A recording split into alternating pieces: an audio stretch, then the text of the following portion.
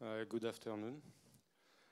So I am a neuroscientist and I am interested in studying the very basic mechanism, the very basic cognitive mechanism of human cognition and especially of decision making and of the corresponding neural bases. And today I'm going to focus on neural and cognitive mechanisms underlying rule compliance in human.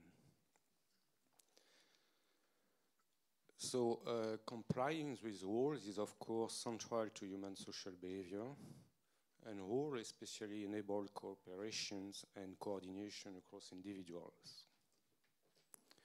So the very basic question I am interested in, I'm going to focus today, is why do we follow rules?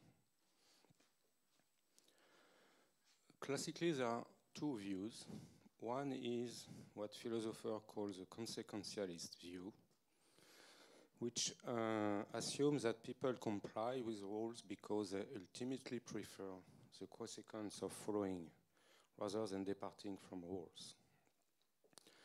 And according to this view, as in rule-free situations, decision-making remains driven by subjective preferences over action outcomes. An alternative view is a deontological view, assuming that people comply with rules because rules succeed to override the influence of subjective preferences over action outcomes.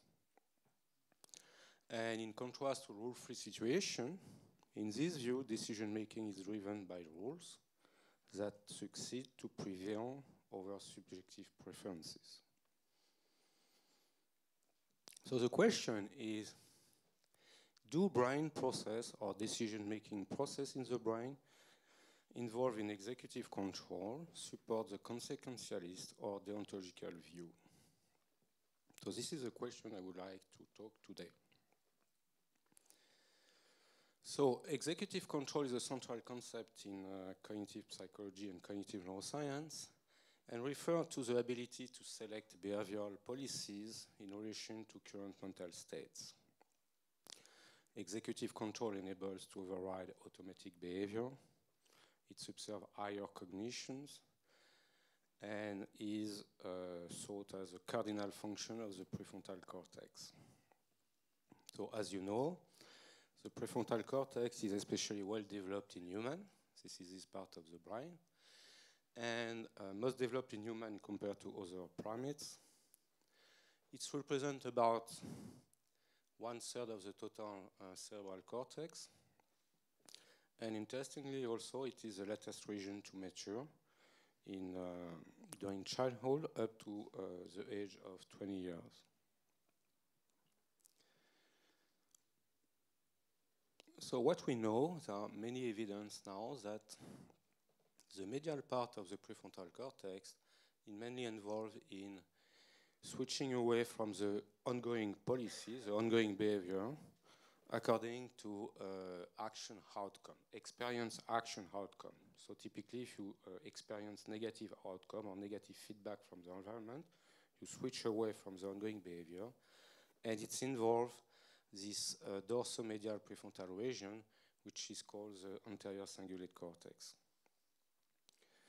Alternatively, the lateral part of the prefrontal cortex is more involved in selecting an alternative policy. So when you switch away from your ongoing behavior, you may switch to an alternative policy you have in mind, and this based on action outcomes. And this process of selecting an alternative strategy you have in mind involves the lateral prefrontal cortex. According to rule-based policy selections, we know that the lateral prefrontal cortex is involved in selecting policy according to rules. But at the same time, we also observe, even if there is no explicit outcomes, activation in the dorsomedial prefrontal cortex, in the ACC, and which is thought to represent the reward at stake in the selections. So these data, for example, are agnostic about whether the decision-making process of selecting a policy is consequentialist or deontological. The common view actually in cognitive neuroscience today is that executive control is goal-directed, which correspond to the notion of consequentialist decision-making. So basically what it means that you have rules which may be triggered by instruction cues, which may alter your outcome expectations, which finally determine policy selections. Of course, if you have no rules in rule-free situation, you have your outcome expectations, and you make a rule-free choice based on outcome expectations. In this view, rules enable instruction queue to change your outcome expectation or your goal and to make the policy selections. So this is a classical view in cognitive neuroscience about cognitive control or executive control. So in this view, you have mainly a consistency between policy selection and outcome expectation, except, of course, when people make some errors and so on. Recently, we propose another scheme, which we call inference-driven control process, and which is actually a formalization of the deontological view, where now outcome expectation and instruction queue are, if you want, on the same level, and are used by the executive system to infer which previously learned situation match the current one where you are. And based on outcome evidence and outcome expectation evidence and external cue evidence, like instruction cue, you combine these two evidence to infer in which situation you are, which, for example, in one situation could be one individual, and you don't know exactly what is the mental state of this individual, but you already experienced some different mental state with different individuals, and you try to infer from outcome expectation and cues which kind of individual, if you want, you have in face of you and how to deal with and you previously experience. When you infer in which situation you are, then you use, because it's in a situation you already experienced, you have an associated policy and you use this policy. So in this view, I mean, the core of the process is an inferential process. And this view has some theoretical justifications in the sense that it allows to deal with unknown situations. And when, for example, you infer no situation you previously learned that match the current one, you know that you have to explore and to create new strategies. So the key difference between this view, one of the key difference between this view and the previous one, the inference-driven and the goal-directed view, is that now, if you may have some inconsistency between outcome expectations and the policy you use to behave. You may have a disconnection about what are the expected outcome of your action and the policy you use. So you may use, because this happens typically when the evidence, the cue-based evidence, dominate over the outcome-based evidence. So your choice is mainly driven by instruction cue, because in the combination, the evidence from cues dominate. And then you may select a policy whereas you expect this policy to be, for example, less rewarding than using another policy. So you have a discrepancy about outcome expectations and the policy or your behavior you select. So now I'm going to present you some data that actually support this view compared to the goal-directed view. So to test these two hypotheses about control process, we use the following experimental protocol. It's a very simple task, actually. So we presented subject letters, and for each letter, they have to choose between, they are free to choose between two policies or two tasks. One task is to decide whether the letter is a vowel or a consonant, and the other task is to decide whether the letter is a uppercase and lowercase letter. Very simple. Then subject choose a task, make a response, press a response button, and they get a feedback. And it happens that one task, for example, here task T1, is rewarded on average €4, and the other task is rewarded €6. So of course, after a while, subject notice this, and they tend to, or we expect subject tend to select more often the T2 task, which is more rewarding. And of course, after a while, we reverse the contingency, the rewarding contingency, to prevent the task to become too much automatic. So the key manipulation here in this experiment, so these are the rule-free trials, is that we inserted between rule-free trials what we call rule-based trials. In these trials, the letters appear either in red or in green. And now, subjects learn in training sessions that to get, for example, for T2, the €6, when they see a red letter, they have to select T2. And then they get €6. And if you don't select T2 and they select T1, then they are punished and they get €0. And for the green letter, this is the converse. To get the reward, the €4 reward, they have to select necessarily T1, the T1 policy. So the question is whether in these rule-based trials, actually subjects select the T2 because if they don't select it, they are punished. Or they select T2 because they infer that for red, the right task, the corresponding task is T2. So if you want, there is a strong connection between the red and the T2. Whereas they still believe that they should have selected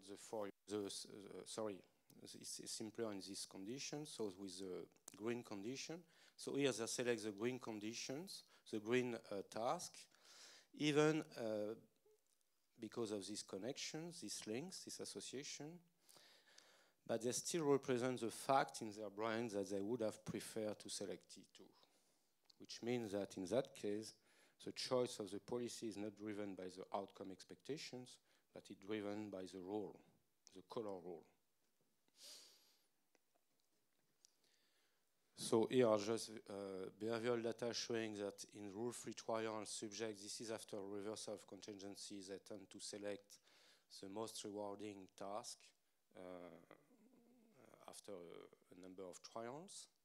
Whereas, as you can see in the rule base, they follow the rules, that is, they are at chance regarding the T plus the best rewarding task.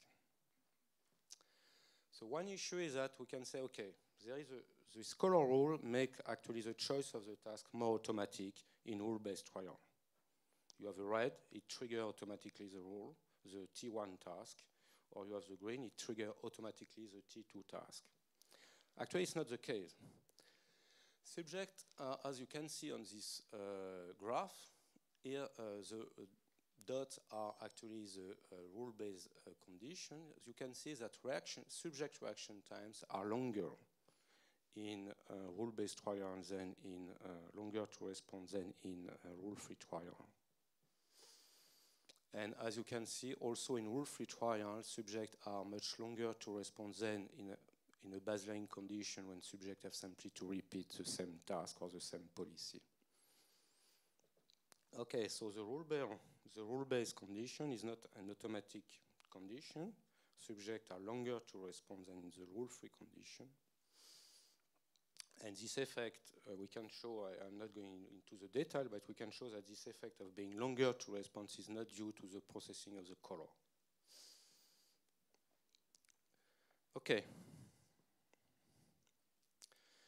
Now,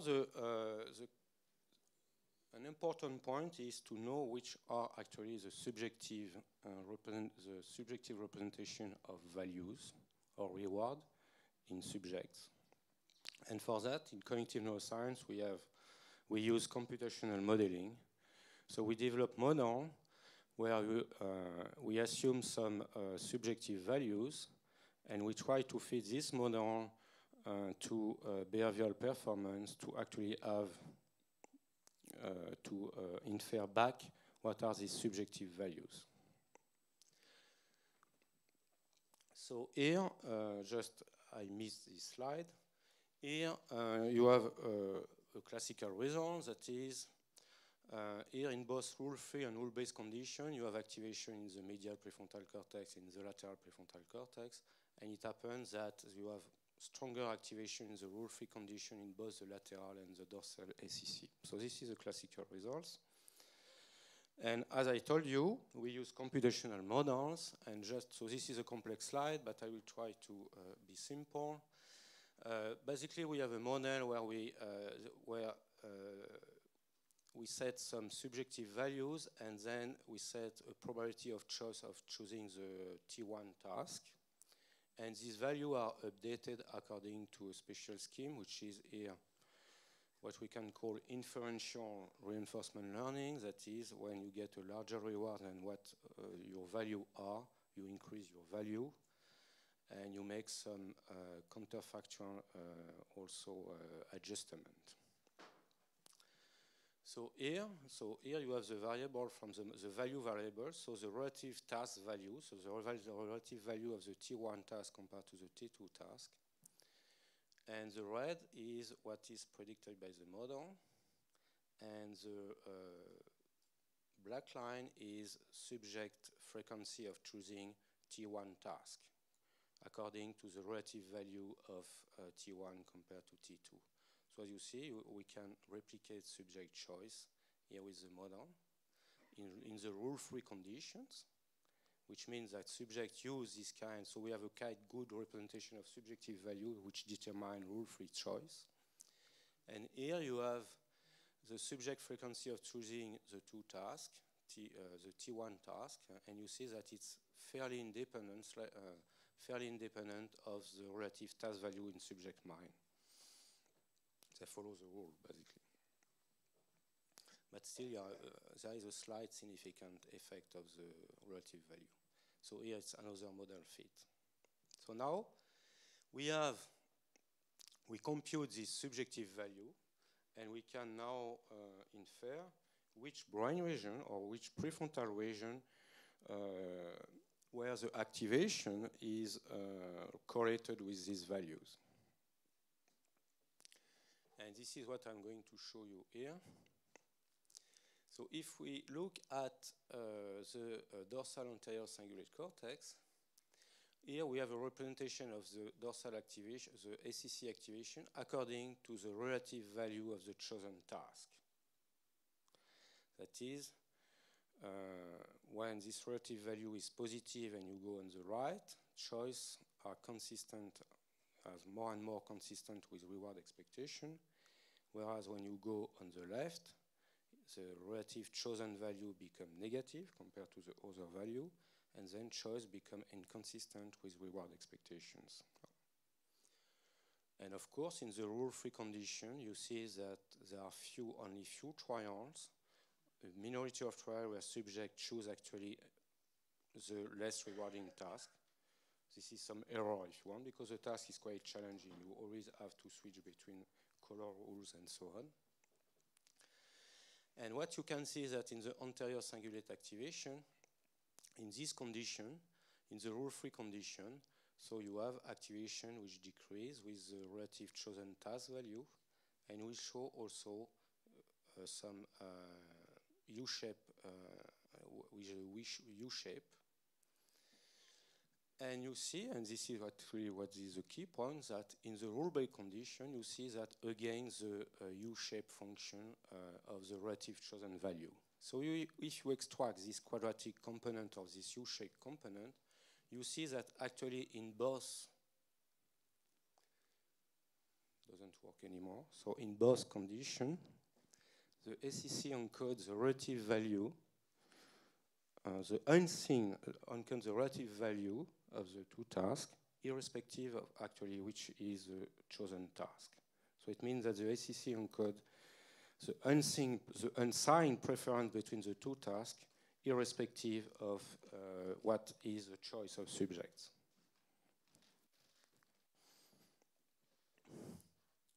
And exactly in the same manner in the two conditions. That is, even in the rule-based condition, the SEC encodes the unsigned difference between the two task value, which is used in the rule-based condition to drive the choice. So it means that here subjects still encode the differential value of the two tasks, that is the difference between 6 and 4 euros, even in the rule-free condition, and even if they actually, in the rule-based condition, they systematically choose the less preferred task. In the lateral prefrontal cortex, you have a quite different picture. You have no more this U-shaped function, but you see that in the rule-based condition, in the rule-free condition, the gray line, you have again this decrease of activation relative to the according to the relative chosen values, whereas in the rule-based condition, you have no more activation, which depends on the choice. So it's a bit a quite complex picture, but actually it shows, and this is confirmed by this analysis. Thank you. If we do some, in cognitive neuroscience, we can also study the connectivity, the functional connectivity, or what we call the effective connectivity between brain regions. And this is what we did here. So we study the functional connectivity between the SEC here, called the medial frontal cortex, and the lateral prefrontal cortex, according to the relative value of the chosen task. And what we can show here is that actually the SEC send to the LPC the unsigned difference between the two tasks, the value of the two tasks, in both conditions. This is what is shown here, either in rule-free or in rule-based condition. Whereas the LPC return to the SEC the value of the chosen task here only in the rule-free condition, which actually suggests that the Q, the color rules, override these subjective preferences in the lateral PFC to drive the choice. But still, the preferences, the subjective preferences between the two tasks remain encoded in the SEC.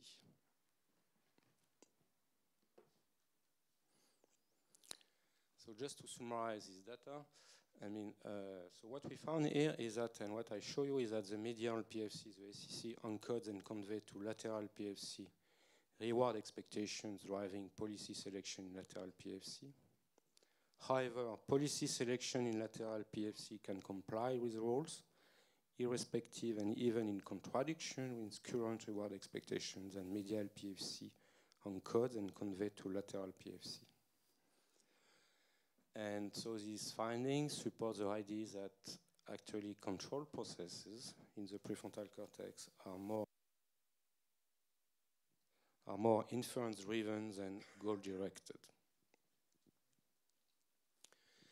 So just to some additional reflections that, so in one sense, this result provides a neurocognitive account of the deontological view of rule compliance in humans.